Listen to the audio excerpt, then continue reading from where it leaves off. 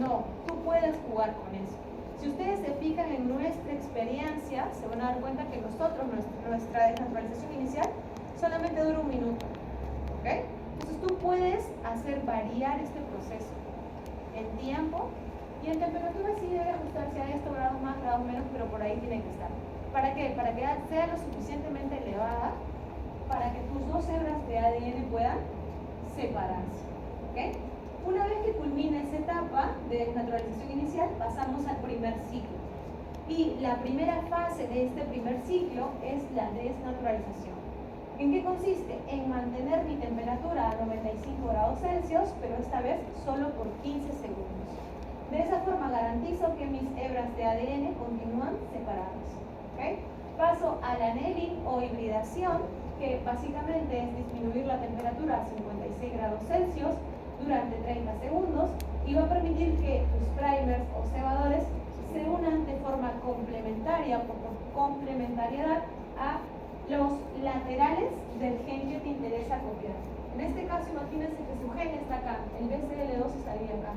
Entonces los primers están diseñados para que se unan a los laterales de su gen. ¿Ok? Para que esto ocurra necesito disminuir un poco la temperatura, porque a 96 grados Celsius los primers no se pueden asociar al ADN, justamente los puentes hidrógenos se rompen a esa temperatura. ¿Okay? Entonces tengo que bajar la temperatura a 56 para que ocurra este proceso de hibridación. Una vez que terminamos la hibridación, pasamos a extensión.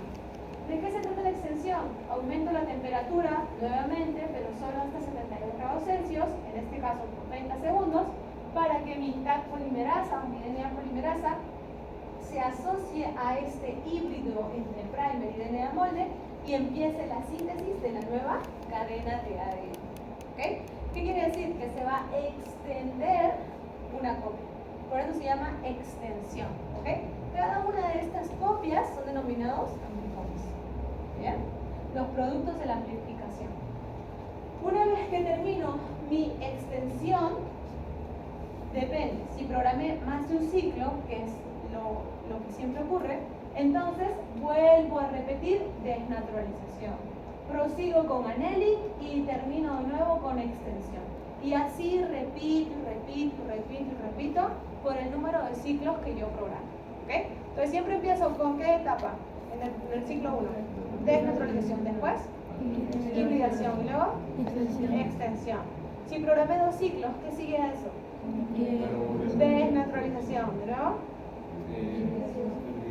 Y extensión.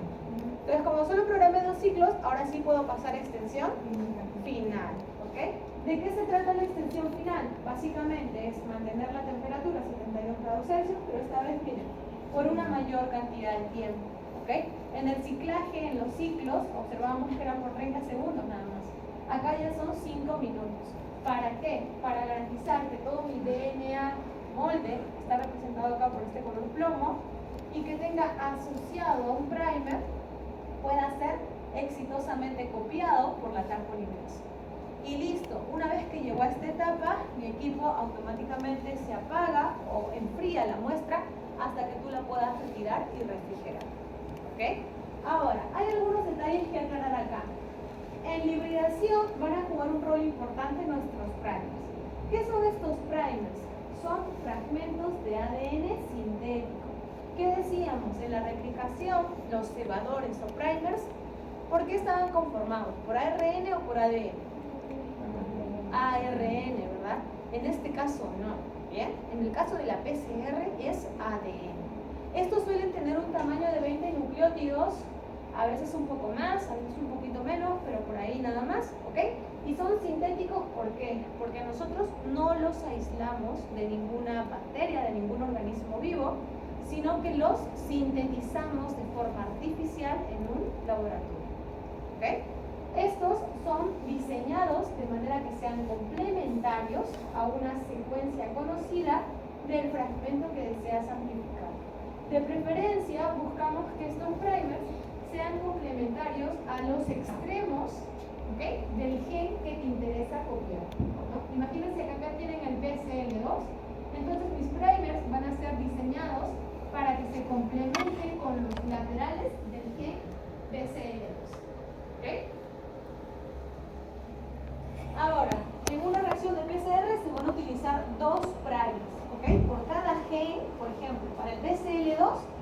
necesito dos primers. ¿Por qué? Porque uno va a ir, vamos a decir, a la derecha y otro va a ir a la izquierda. ¿Okay? A ambos extremos, en cada uno en una cadena diferente. ¿Okay? Y de esa manera la TAC pueda hacer la replicación, la copia del ADN en direcciones opuestas, serían en este caso, ¿no? Pero siempre siguen de 5 a 3. De 5 a 3 acá, de 5 a 3 acá. ¿Ok? Muy bien. En cuanto a la extensión final, podemos hablar de que a 72 grados Celsius esta TAC polimerasa es activada, funciona de forma óptima, y acá hay un punto importante a detallar, ¿no? Esta TAC polimerasa, de hecho, ha sido aislada a partir de un organismo extremófilo. ¿Qué significa? Un organismo, una bacteria que vive a altas temperaturas. Por esa razón, la temperatura óptima de funcionamiento para esta TAC de esta bacteria es 72 grados Celsius. Si, por ejemplo, yo quisiera hacer una PCR con una DNA polimerasa de nosotros, de Homo sapiens sapiens, probablemente 72 grados Celsius esté desnaturalizada, ¿no? ¿Qué les pasaría a ustedes a 72, a 96 grados Celsius? Ya estarían muertos, ¿no? Nosotros con 40 grados Celsius ya estamos pero delirantes, ¿cierto? Muy bien, entonces decimos que no es lo adecuado, no nos sirve utilizar una DNA polimerasa de un organismo como nosotros o como Escherichia coli, etc. Y por esa razón se trabaja con la TAC polimerasa, que es una DNA polimerasa de un organismo extremófilo que vive a altas temperaturas de forma natural. ¿Ok? Bien, entonces podemos notar que la PCR va a seguir este perfil típico de temperaturas. Vamos a iniciar con una desnaturalización a 95 grados Celsius, ¿okay?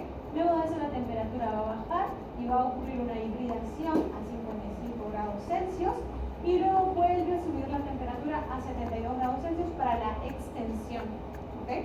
Para la síntesis de la nueva cadena de ADN. Una vez que termine esta extensión, repito el ciclo. Empiezo con desnaturalización, miren acá ya se vuelve a subir la temperatura hasta 95 grados. Luego vuelvo a bajar, hibridación a 55 grados y luego vuelvo a subir de nuevo a 72 para su extensión. Y así se repite por el número de ciclos que ustedes hayan programado. ¿Ok? Hasta aquí, chicos. ¿Hay alguna duda? ¿El gen por qué se en BCL2? Porque nosotros lo hemos escogido así. Tú puedes escoger el gen que te interesa. No, en realidad no. ¿Por qué? Porque nosotros no es que estamos, no sé, buscando alguna mutación en este gen o nos interesa este gen en particular porque básicamente tiene fines educativos, demostrativos para con ustedes. Pero, por ejemplo, si, no sé, de repente más adelante tú te quieres dedicar a estudiar el cáncer, entonces ya este gen podría servirte también. De repente hay otros más, ya depende de ti la elección. ¿Okay? Simplemente ahorita es por autoridad. Pero sí se sigue un criterio. Cuando haces investigación, ¿sí? Tienes que seguir un criterio para escoger. ¿Okay? Entonces, vamos a poder, digamos, de forma un estimado, darnos cuenta de que si consideramos que empezamos mi PCR con una sola molécula de ADN, al primer ciclo ya no tendré una, sino tendré 2 copias. ¿Okay? Al segundo ciclo tendré 4 copias. Al tercer ciclo tendré 8 copias y así sucesivamente. Entonces, este tipo digamos, de aumento en el número de copias en función del ciclo, ¿qué curva seguirá? ¿Qué curva matemática seguirá? Exponencial, ¿verdad? De hecho, nos recuerda un poco a la replicación de las bacterias, ¿no? Una bacteria sale toda, sale cuadra, ¿ok? Muy bien, sí, sigue una curva exponencial, ¿ok? Empieza acá bien bajito y se va hacia arriba. Y decimos que se ajusta a una fórmula de 2 a la n, donde n es el número de ciclos que tú programas. Entonces, por eso es que cobra sentido lo que les decía al principio, que cuando tienes una alta concentración de ADN, probablemente, es un hecho de que no vas a tener una sola molécula de ADN, porque tienes una elevada concentración. En ese caso, ¿qué te conviene? ¿Una mayor cantidad de ciclos o una menor cantidad de ciclos? ¿Cómo? Una menor cantidad de ciclos, chicos. ¿Para qué le vas a dar tanto ciclo? ¿Para qué vas a extender tanto tu PCR si tu concentración es alta? Con pocos ciclos ya vas a tener una buena cantidad de copias, porque tu concentración inicial es elevada. Tienes mucho más que una sola molécula de ADN.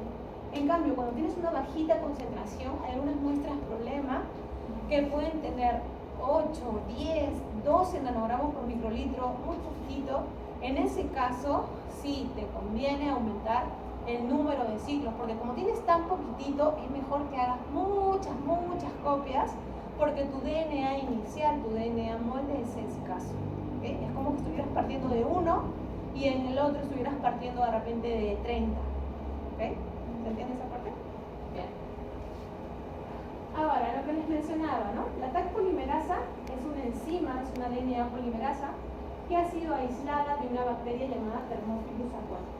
Esta bacteria va a vivir en ambientes cuyas temperaturas oscilan entre los 50 y 80 grados Celsius y de hecho fue encontrada acá en estos cuerpos de agua muy calientes del parque Yellowstone. ¿Okay? Entonces, con esto se resolvió un problema. ¿Por qué? Antes, cuando recién se empezaba a desarrollar la PCR, se utilizaba la DNA polimerasa, pero de Escherichia coli. Pregunta, ¿a qué temperatura le gusta vivir a Escherichia coli? ¿Escherichia coli dónde vive? ¿En el estómago? No vive en nuestro estómago. Si no, si un sitio gástrico ya esté muerto. Es una comensal de nuestros intestinos, ¿verdad? Ya, si vive en tus intestinos, se siente feliz ahí. ¿A qué temperatura más o menos vive?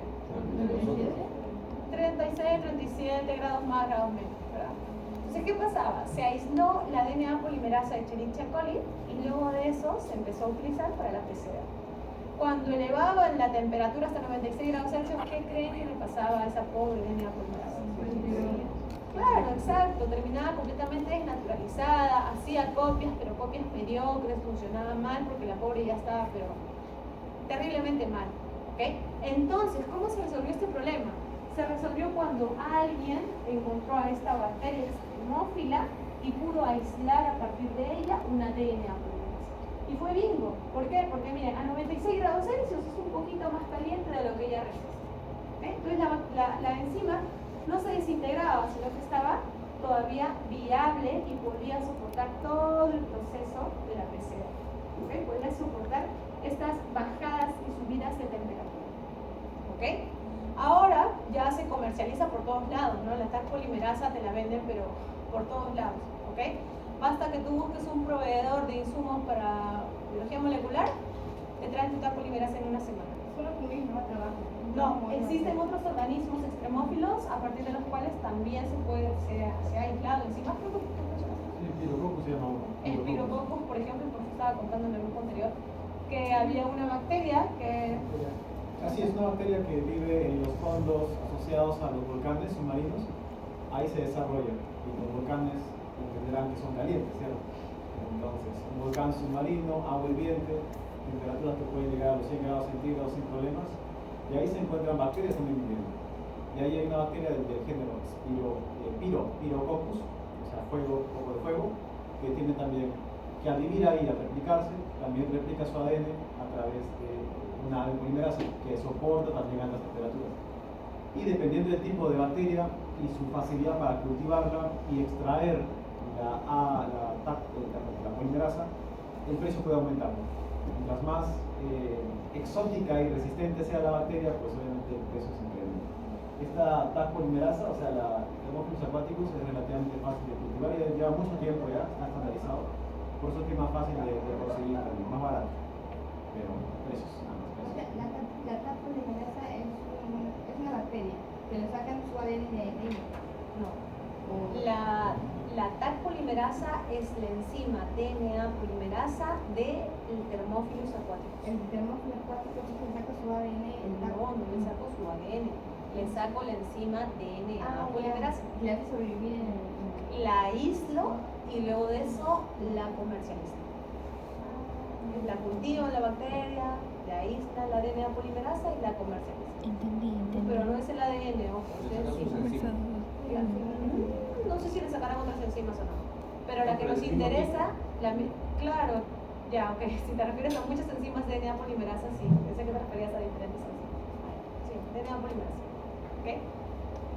Muy bien. Ahora, este procedimiento de la PCR se va a llevar a cabo en un equipo denominado termociclador. ¿Ok? Y este termociclador ha ido cambiando a lo largo de los años, ¿no? De hecho, miren, en esta imagen, por ejemplo, pueden ver lo que sería el abuelito del termociclador que estamos utilizando ahorita. ¿Ok? Bastante aparatoso, voluminoso, grande, no muy motivador tiempo estos cada vez se han vuelto de una interfaz más amigable, más pequeños, más modernos, con mayor capacidad, ¿ok? E incluso hay variaciones, ¿no? Hay algunos que son muy pequeñitos y compactos para que los puedas llevar a campo, si en caso de repente te vas a instalar en campo y vas a estudiar, a trabajar ahí en un pequeño laboratorio. También hay unos que son un poco más voluminosos, como este de acá, que están diseñados para laboratorio, como en nuestro caso, ¿ok? Porque no se va a estar moviendo de un lado para otro. Eso ya puede variar, ¿ok? Chicos, antes de pasar a esto, quiero saber si la PCR convencional, que es la que hemos estado hablando, ¿ha quedado todo claro? ¿Seguro? Sí, en general. ¿Sí? Ya, muy bien, excelente. Entonces ahora vamos a hablar de una variedad de la PCR. No es la única, ¿ok? De hecho existen otras, como por ejemplo la PCR anidada o la retro-PCR. Pero en este caso no nos vamos a enfocar en otras más que no sea la qPCR o también llamada PCR en tiempo real. Entonces en esta lámina lo que les muestran básicamente son las diferencias entre una PCR convencional y una PCR en tiempo real. Pero antes de detallar entre las diferencias de una y otra, yo quiero que entiendan primero cómo funciona la PCR en tiempo real. ¿Okay? Entonces, acá tenemos un EPITOF, ¿ok? Donde voy a incluir todos los componentes que hemos explicado para la PCR convencional, que son, por ejemplo, nucleótidos, cebadores, tal polimerasa, mi DNA molde, el buffer 10X. Todo esto está igual como lo hemos explicado al principio, ¿cierto? Hasta ahí no hay variación, ¿verdad? ¿Sí? ¿O ven alguna boca? Todo esto es lo mismo, ¿bien? ¿Dónde viene la novedad? Aquí abajo. Si se dan cuenta, va a requerir de un UNG, de un ROX, de genes intercalantes y de una sonda. De estos tres no vamos a hablar. Vamos a enfocarnos en esta sonda, ¿ok? ¿Para qué me servirá esta sonda? ¿Cuál es la novedad que me ofrece esta sonda? Esta sonda básicamente va a ser una pequeña región de ADN que tiene en un extremo un quick check y en el otro tiene un reporter. ¿Okay? Este reporter es un fluoróforo. ¿Qué hacían los fluoróforos? ¿O qué características tienen los fluoróforos? ¿Fosforilar? ¿Cómo? A ver, una pista. Acuérdense de su microscopía de fluorescencia. Muy bien, ¿ok? Emanan una luz fluorescente. ¿Se acuerdan que en la microscopía de fluorescencia marcábamos los tejidos con fluoróforos y luego le colocamos una luz que excite este fluoróforo para que me bote una luz neón, verde, roja, morada, ¿ok? Ya, ok. Este fluoróforo va a ser utilizado acá, ¿bien? Entonces, la sonda está conformada ¿por qué? Por un pequeño fragmento de ADN, por un switcher y por un reporter, que es un fluoróforo. ¿Ok? Ambas muertes, pero es un fluoróforo. Entonces, ¿qué pasa aquí? Estos dos van a tener como un vínculo un poco tóxico, ¿no es cierto? Siempre que el reporter esté cerca a su switcher, este no va a poder brillar, no va a poder liberar fluorescencia. ¿Por qué? Porque el switcher va a absorber toda esta fluorescencia. ¿Ok? ¿Cuándo puede brillar? Cuando se separa de este switcher. Cuando separamos el reporter del switcher, recién este fluoróforo puede brillar. ¿Ok? Entonces, ¿qué es lo que ocurre en la qPCR? Esta sonda va a tener una pequeña secuencia acá de ADN que es complementaria a una pequeña parte del gen que me interesa ver. Entonces, imaginemos que acá está nuevamente nuestro BCL2, ¿ok? Entonces, acá tenemos el BCL2. Entonces, ¿qué va a pasar acá? La sonda, digamos que se va a ubicar en este espacio, ¿ok? Acá está mi sonda, que tiene acá su reporter y acá tiene su switcher, ¿ok? Entonces, cuando mi DNA polimerasa o mitad polimerasa, que está acá representada por este circulito o este óvalo de color verde, ¿okay? Empieza a sintetizar la nueva cadena de ADN, empieza a ir hacia allá, digamos. Entonces se choca con la sonda. ¿Y qué creen que va a pasar? Cuando se choca con la sonda, la rompe. Al romperla, el reporter queda separado de su switcher. Y si se separa, ¿qué le va a pasar al reporter? ¿O qué va a poder hacer el reporter? Va a poder brillar. entonces empieza a liberar luz fluorescente. ¿Ok? ¿Qué implicancia tiene esto? Que si yo genero una nueva copia, un reporter va a botar una luz. Si yo genero dos copias, dos reporters, generarán luz fluorescencia. Si genero tres copias, ¿cuántos reporters libres habrán? Tres reporters. Si genero cuatro, cuatro. Entonces, de esta forma, este equipo tiene un detector de fluorescencia y te va a indicar, mira, al cabo del 9º ciclo no detecto ninguna luz verde, ¿ok? No detecto nada. Pero en el 12º ciclo ya he detectado la luz de 2 fluoróforos. Por lo tanto, mi curva que estaba acá plana, elevó un poquito. Y te dice, al cabo del 17º ciclo, he detectado 20 fluoróforos que me generan esta intensidad de fluorescencia. Al cabo de 30 ciclos, detecto 30 fluoróforos. Y de esta forma tú tienes un estimado del número de copias. ¿Ok? ¿Qué ventaja te da? Que mientras tú estás haciendo tu PCR, así como ahorita, ¿ok? Si tuviéramos una QPCR, ya en este momento podríamos saber el número de copias que estamos obteniendo en tiempo real. Por eso se llama QPCR o PCR en tiempo real, porque los resultados los vas a observar en tiempo real. El número de copias estimado lo vas a tener prácticamente al instante de terminar tu procedimiento, un poco antes de terminar tu procedimiento. ¿Ok? ¿Se entiende esta parte, chicos? Repetimos un poco, ¿vale? Vamos por partes. Entonces, imaginemos, esta línea negra delgadita y esta de acá, imagínense que es mi DNA molde, ¿ok? Entonces, en la primera etapa de la PCR, estas se van a desnaturalizar, ¿verdad? Se separan, ya está. Luego viene la hibridación, viene acá un primer reverse y acá viene un forward, un primer forward, ¿ok? Listo. Pero además hay algo adicional en la PCR, que va a venir una sonda. Y esta sonda se ubica, digamos, al centro de mi gen de interés. ¿Ok? Se ubica ahí estratégicamente. Luego de eso voy a pasar a la extensión, ¿cierto? En la extensión viene acá mi DNA polimerasa, imaginemos que está acá asociada, y empieza la síntesis de la nueva cadena. Y mientras ella va avanzando, se choca con la sonda. Y al chocarse con la sonda, la rompe. Al romperla, el reporter queda separado del picture. Entonces ella continúa todo su camino y genera una copia. Cuando ella termina de generar una copia, simultáneamente se generó una luz fluorescente, liberada por este reporter. Si este proceso se repite 2 veces, si se rompen 2 ondas, porque hay 2 copias, se generarán 2 luces fluorescentes. O sea, a mayor cantidad de copias, mayor fluorescencia. A menor cantidad de copias, menor fluorescencia. Yo, aparte, como que al inicio dijo que cuando era 2 a la N, yo pensaba que también iba a cumplir el S.